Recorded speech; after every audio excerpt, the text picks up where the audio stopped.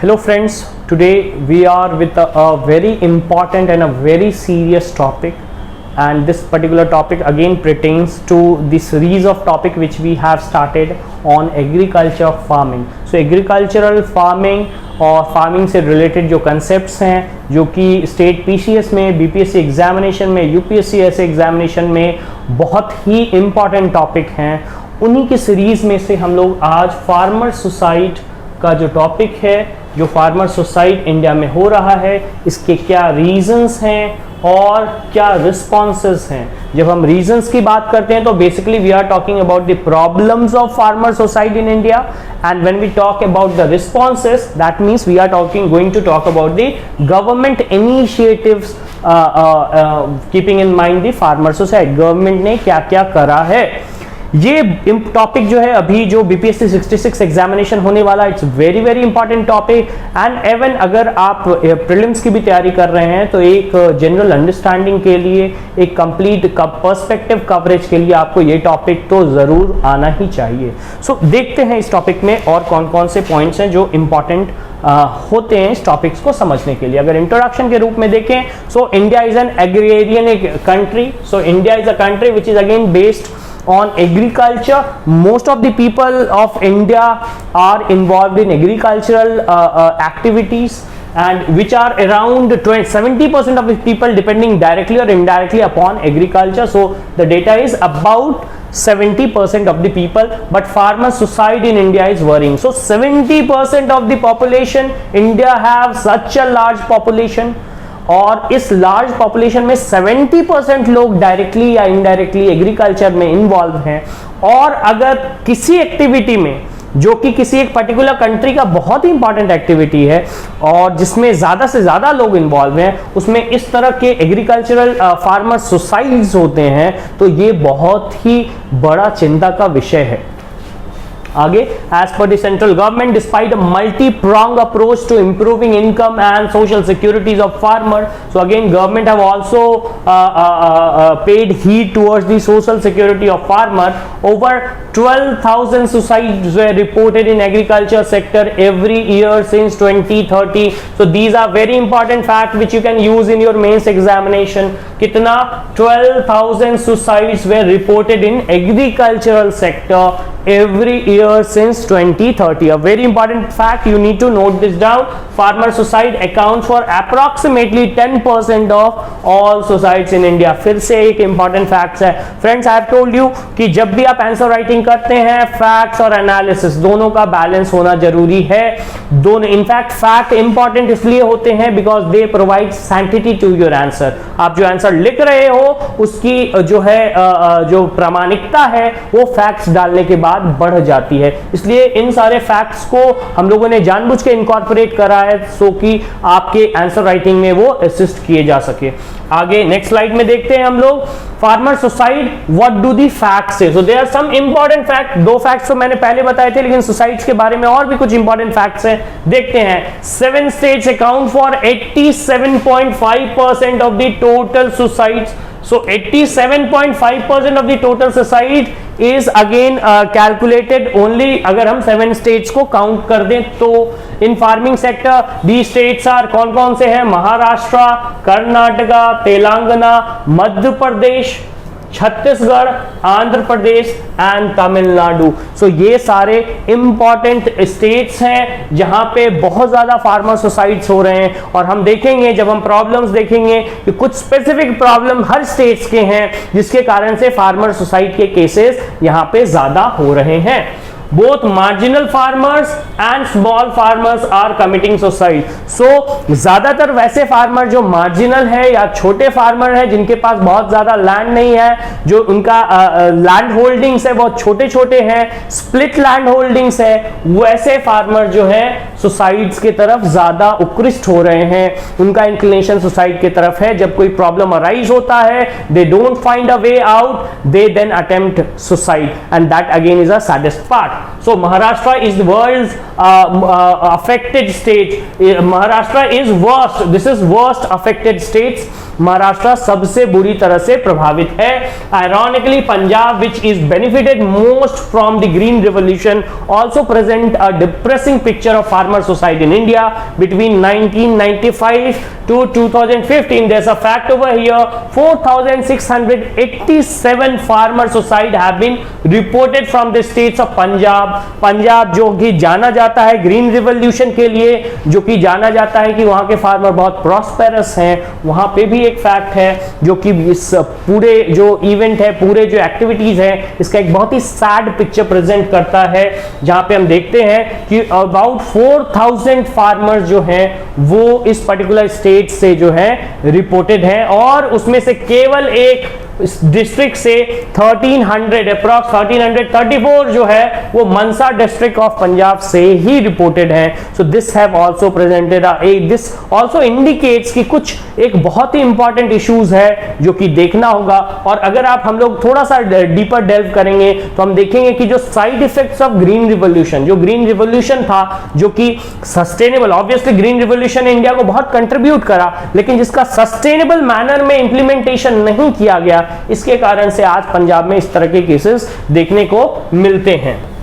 Next slide में अगर देखें, what is reason behind farmer suicide, क्या मेन रीजन है फार्मर सुसाइड के बारे में, क्या उसका कारण है, तो scholars have given various reason such as, कुछ रीजंस इंपॉर्टेंट रीजंस है, आप अपने आंसर्स में इसको मेंशन करेंगे। मॉनसून फेलियर, क्लाइमेट चेंज के कारण से बहुत सारे इफेक्ट्स हो रहे हैं, हाई डेब्ट बर्डन, और इसके साथ साथ government policy, mental health, personal issue, कुछ व्यक्तिगत इश्यूज भी हम देखने को मिलते हैं, और कुछ फैमिली प्रॉब्लम्स भी जो है फार्मर्स के सुसाइड के लिए जो है जिम्मेदार हैं। ये सारे इंपॉर्टेंट पॉइंट्स है, इसको इंडिविजुअली भी आप आंसर में मेंशन कर सकते हैं, पॉइंट वाइज भी इसको मेंशन कर सकते हैं। इसमें से आपको क्लाइमेट चेंज का जो फैक्टर है इसको आप इलैबोरेट कर सकते हैं। क्लाइमेट चेंज का जो इफेक्ट है वो सिर्फ rainfall pattern, monsoonal pattern, irrigational, चूंकि इरिगेशन की फैसिलिटी बहुत ज्यादा नहीं है, मेजॉरिटी ऑफ फार्मर्स डिपेंड करते हैं मॉनसून पे, तो एक तरह का फार्म डिस्ट्रेस जो है वो क्लाइमेट चेंज के कारण हो रहा है। और इसके साथ ही साथ जो वेदर चेंज हो रहे हैं,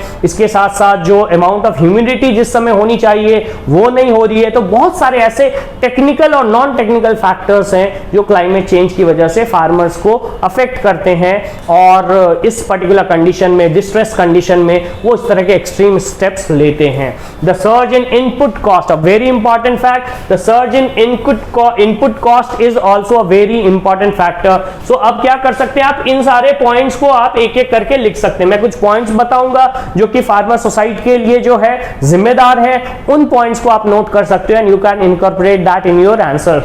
So surge in input cost, a major cause of farmer suicide in India has been increased burden of farmer due to inflated price of agricultural input.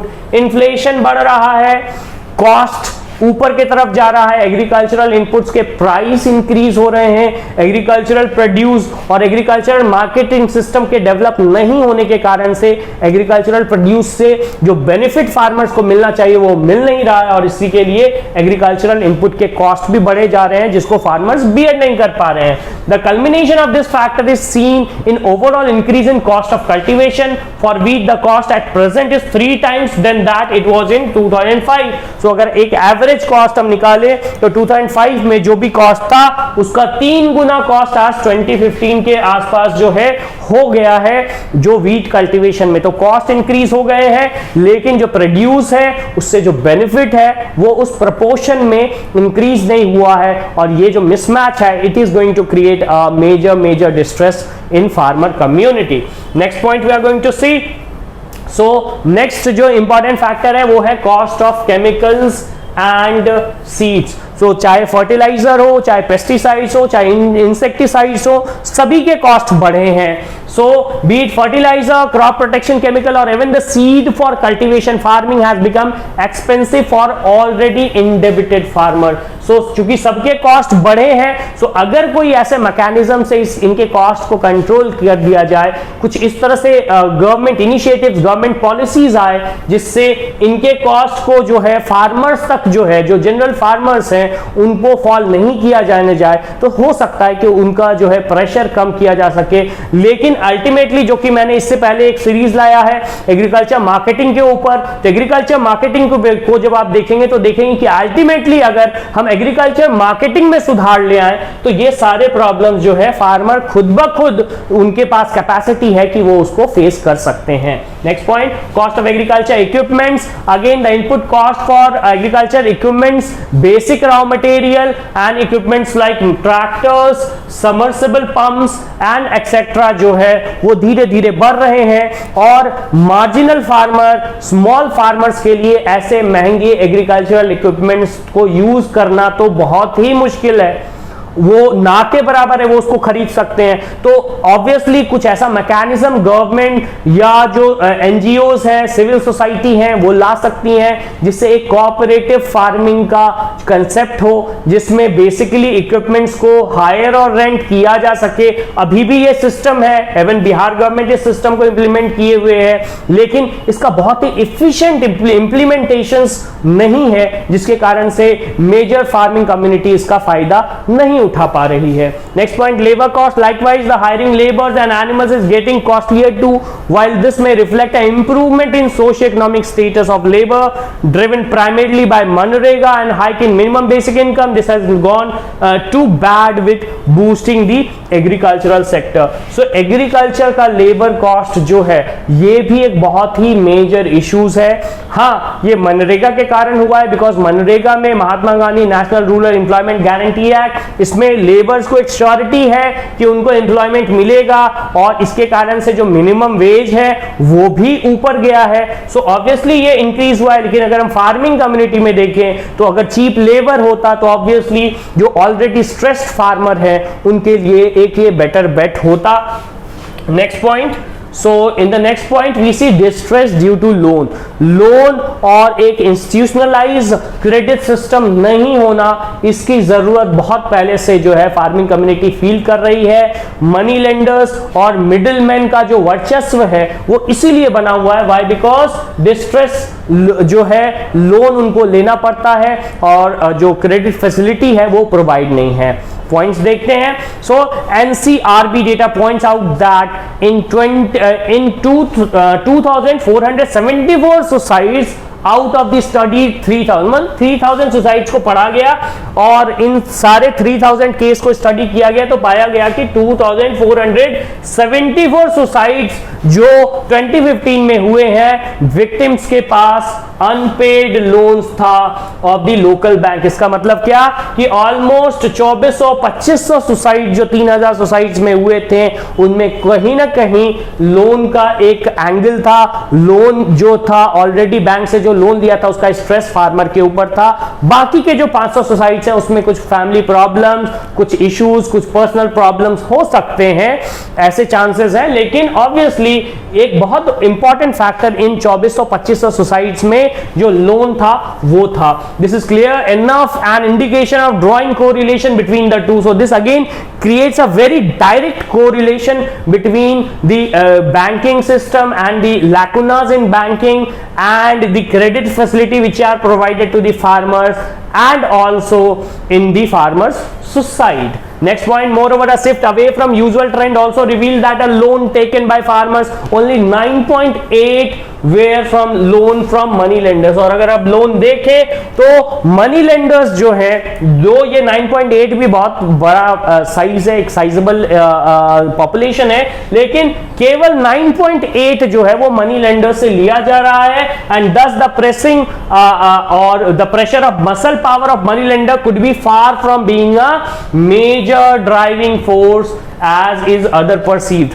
कई बार जब इसके ऊपर डिफरेंट स्कॉलर्स ने रिसर्च करना शुरू किया कि जो फार्मर सुसाइड है वो क्यों हो रहे हैं, तो एक लेमैन जो है वो वर्जन ये था इसीलिए हो रहे हैं क्योंकि मनी लेंडर से जो अवेलेबल, बहुत आसानी से अवेलेबल होता है, वो लोन ले लेते हैं और बाद में रिपे नहीं कर पाते और मनी लेंडर प्रेशर करते हैं। लेकिन बाद में पाया गया कि नहीं, एक साइजेबल अमाउंट ऑफ लोन धीरे धीरे जो क्रेडिट सिस्टम डेवलप हो रहा रहा है बैंकिंग सिस्टम से लिया जा रहा है, और केवल सारे बैंक जो फार्मर्स लोन है उसमें 9.8 मतलब लगभग 10% लोन जो है वो मनी लेंडर्स दे रहे हैं। तो इसका मतलब 90% लोन प्रेशर्स जो है वो जनरेट हो रहा है अपने बैंकिंग चैनल से, बैंकिंग सिस्टम से, और इसके कारण फार्मर्स जो है वो काफी डिस्ट्रेस महसूस कर रहे हैं। Next point, another source of strong linkages between farmer suicide and indebtedness is reflected from the spread of the two. While Maharashtra has 1200 suicides from the indebtedness, call from Karnataka had 946. Note that both the states saw one of the highest incidence of farmer suicide and indebtedness. So this particular statement also give you a inking of what is wrong with this particular system of indebtedness. So next point हम देखेंगे, lack of direct integration with the market. हमारा एक video आया है जिसमें हम लोग market और मार्केट रिफॉर्म्स और मार्केट एग्रीकल्चर मार्केटिंग की बात किए हैं, उसमें इस पॉइंट को आप इलैबोरेटली देख सकते हो। यहाँ पे है, although initiatives like national agriculture market and contract farming are helping integrate farmer produce directly with the market, cutting the roles of intermediary, that is still very strong, is still lagging behind. So intermediary जो middlemen है इनको रोकना, ताकि farm produce जो producer है, जो farmers है और जो कंज्यूमर्स हैं, दोनों के लिए एक विन विन सिचुएशन क्रिएट करे। Next point, lack of awareness, digital divide. और ये अवेयरनेस क्यों हो रहा है? बिकॉज अभी सारे सिस्टम डिजिटल हैं, एप्लीकेशन बेस्ड सिस्टम है, बहुत सारी इंफॉर्मेशन गवर्नमेंट साइट पे डेवलप कराती है। अगर आपके पास अवेयरनेस होगा, आप डिजिटली savvy होंगे, आप मोबाइल और डिफरेंट इंटरनेट नेटवर्क्स को यूज कर सकते हैं, एक minimum level of digital literacy भी अगर आपके पास है, तो फार्मर्स के लिए बहुत बड़ी बात होगी, और वो बहुत सारे इंफॉर्मेशन, मार्केट इंफॉर्मेशन और मार्केट इंटेलिजेंस दोनों को गैदर कर सकेंगे। So the digital divide as well as literacy gap has made marginal small farmer particularly vulnerable due to their ability to utilize the positives of government policy. Government policy के बारे में उनको जानकारी ही नहीं होती, क्योंकि वो डिजिटली savvy है नहीं, लिटरेसी है नहीं, वो बहुत सारी चीजें पढ़ नहीं सकते हैं, समझ नहीं सकते हैं, और इसीलिए अगर थोड़ा सा डिजिटल savvy भी अगर वो हो जाए, तो अब बहुत सारे ऐसे एप्लीकेशंस हैं जहां पे पढ़ने की आवश्यकता नहीं है।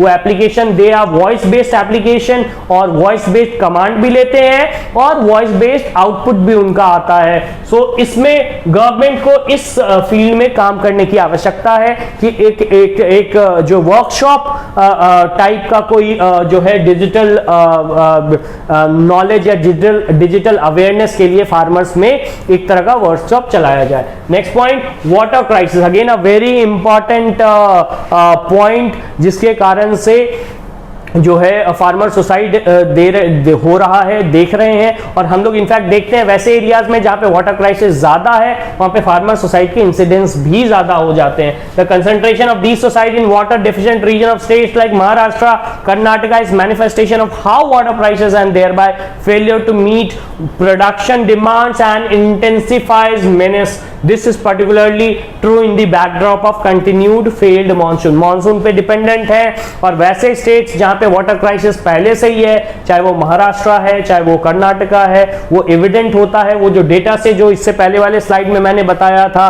कि लगभग 1300 सुसाइड महाराष्ट्र में, लगभग 900 सुसाइड कर्नाटका में इसलिए हो रहे हैं, और वैसे एरियाज में हो रहे हैं जहां पे वाटर क्राइसिस बहुत ज्यादा है। सो वाटर क्राइसिस और एक तरह का जो वाटर मैनेजमेंट है, अगर वो लाया जाए तो शायद इस पर्टिकुलर मेनेस को थोड़ा कंट्रोल किया जा सकता है। इंटरस्टेट वाटर डिस्प्यूट, एक तो वाटर पहले से ही बहुत जो है स्कार्स रिसोर्स है, और उसके बाद एक फाइट होता है on the upper course and lower course. एक नदी बह रही है, जिस स्टेट में वो नदी होके गुजरती है, पहले वो अपर कोर्स वाले होते हैं, जो बाद में गुजरती है लोअर कोर्स वाले होते हैं, और इन दोनों के बीच में फाइट होता है कि पानी का शेयर क्या होना चाहिए। So inter state water dispute what has already added the prevalent crisis is unwilling to cater to each other's water needs among states, और इसके लिए डिफरेंट मैकेनिज्म है, कॉन्स्टिट्यूशनल मैकेनिज्म, और कोर्ट भी इसमें बहुत बार इंटरवीन कर चुकी है, और कई बार न्यूट्रल प्लेयर्स और बहुत सारे सिविल सोसाइटी भी बहुत मेजर रोल प्ले करते हैं इस पर्टिकुलर क्राइसिस को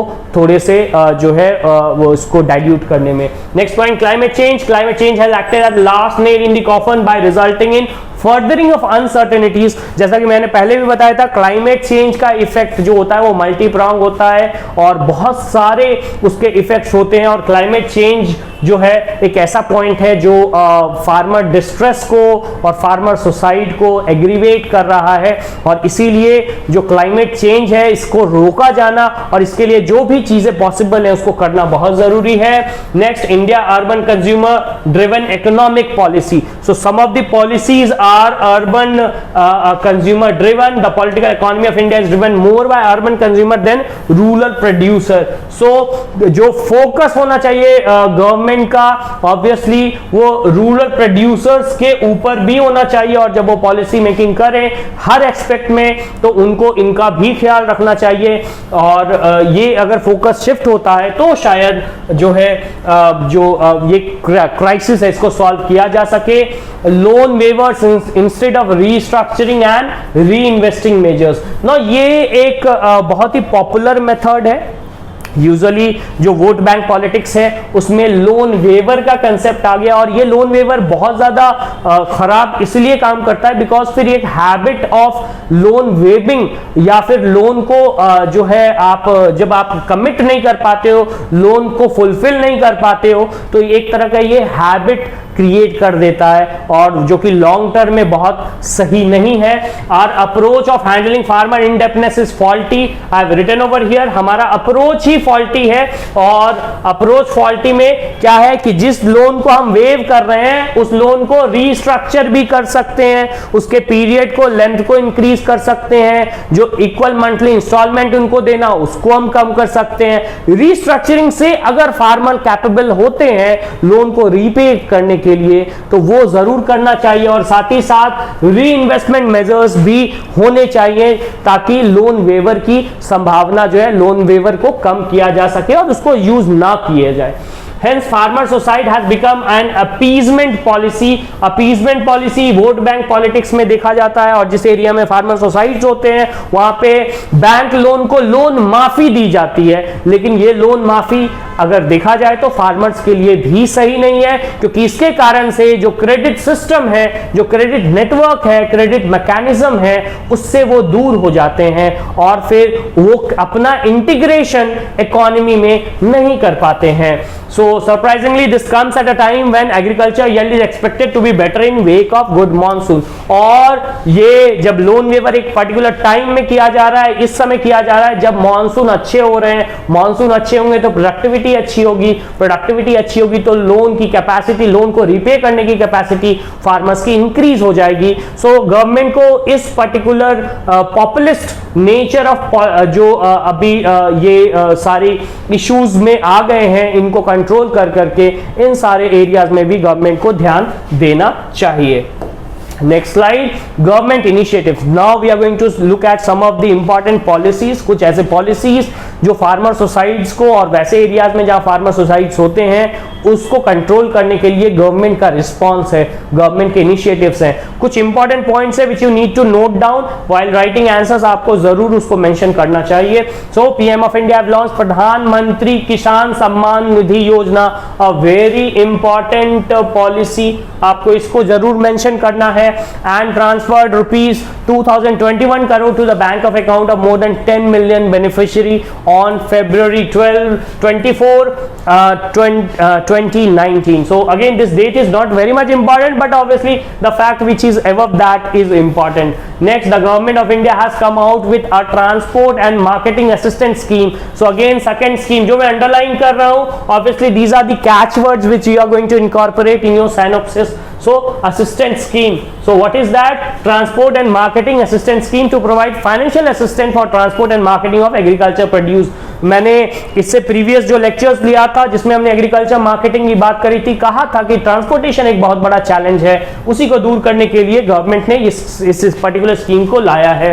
Third, government export, the agriculture export policy 2018 was approved by Government of India in December 2018. The new policy aimed to increase India's agriculture export to $60 million by 2022. So agriculture export policy of 2018 is also a very important factor which have been formulated keeping in mind the farmers problem. So export से farmers को क्या benefit मिल सकता है, इसके elaborate जो है features elaborate प्रावधान किए गए हैं इस पर्टिकुलर पॉलिसी में. In September 2018 the government of India have announced rupees 15,053 crore procurement policy name as Pradhanmantri Annadata अन्न संरक्षण अभियान. important योजना. Please go through this particular yojana and obviously incorporate this particular yojana in your answer writing, under which state can decide compensation scheme and can also partner private agency to ensure fair prices to farmer in the country. So ये किस तरह का scheme है? This is a compensatory scheme है जो state government के साथ farmer को एक फेयर प्राइस मिलने के लिए इस पर्टिकुलर स्कीम को यूज किया जा सकता है. Lastly, we see Government of India is also going to provide rupees 2,000 crore for computerization of primary agriculture credit society.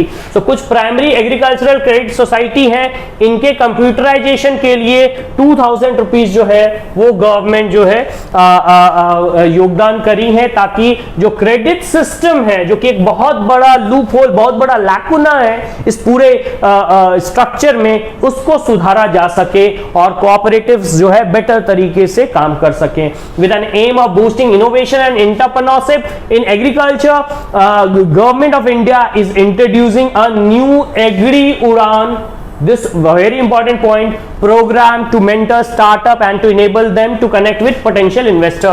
So what is this Agri Udan? Agri Udan is a entrepreneur, basically it's a startup mentor startup जिसमें basically वैसे जो है potential investors जो invest करना चाहते हैं और agriculture में इनोवेशन, एग्रीकल्चर में एंटरप्रेन्योरशिप को ज्यादा से ज्यादा बढ़ावा मिले, इसके लिए एग्री उड़ान जो है वो गवर्नमेंट ऑफ इंडिया लेके आई है. It's a very important point. Next, the government of India has launched Pradhan Mantri Krishi Sinchai Yojana. Everyone must be knowing about this particular yojana with an investment of rupees 50,000 crore aimed at development of irrigation source for providing permanent solution from drought. So again Pradhan Mantri Krishi Sinchai Yojana, sinchai means irrigation, so it is a irrigational programme जिसमें government जो है 50,000 करोड़ का investment कर रही है ताकि irrigation को improve किया जा सके और फार्मर डिस्ट्रेस को कम किया जा सके. और साथ ही साथ the government of India has plan to triple the capacity of food processing sector.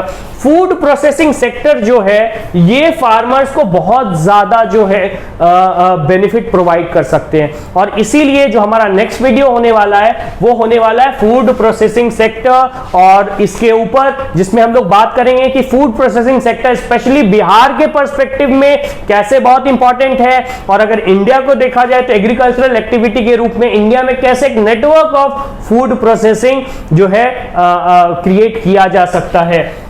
So food processing sector is going to triple the capacity, and from the current 10% of agricultural produce has also been committed rupees 6,000 crore as investment for mega food park. So the concept of mega food park is also over there as a part of scheme of agro marine processing development of agro processing cluster, that is the Sampada scheme for, ये पूरा उसका definition है, scheme for agro marine processing and development of agro processing cluster, that is संपदा. संपदा scheme के अंतर्गत government ये काम करने जा रही है. सो फ्रेंड्स, ये एक कंप्लीट कवरेज था फार्मर सुसाइड के ऊपर. रीजन की चर्चा हमने करी कि किस कारण से फार्मर सुसाइड हो रहे हैं, और लास्टली हम लोगों ने चर्चा करी कि इसका रिस्पांस गवर्नमेंट क्या दे रही है. So this is a complete coverage on this very important issues, for such more important issues, and basically for topics which are very much relevant for the examination. Stay tuned to Perfection IAS channel. Thank you.